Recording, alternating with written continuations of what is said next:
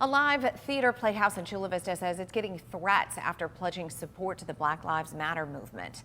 ABC 10 News anchor Vanessa Van Hafty shows us why the theater members say the threats are now crossing a line.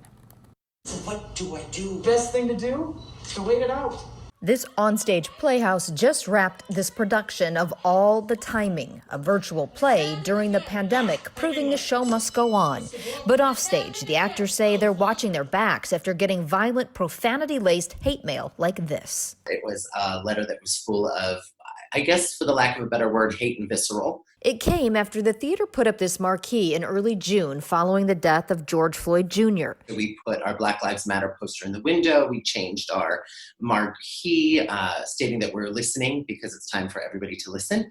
Shortly after that, about 2 to 3 days, I received a handful of emails from some past patrons. James Darvas says he responded to all of the emails, but 2 that were mailed to the Playhouse were especially troubling. I'm going to rephrase it for the viewers. They were going to urinate on our doorstep every day until we were put out of business. The letter reads in part, Chula Vistans will never forget that you supported the criminal BLM pressure. You are going out of business and we will expletive on your doorstep until you do.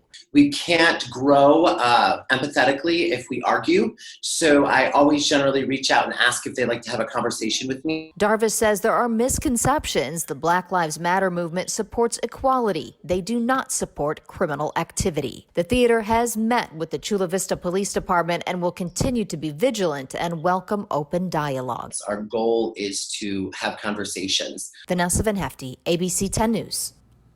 The theater says the backlash has also been met with an outpouring of support from as far away as the UK, and it's also received large donations that will go toward an education fund.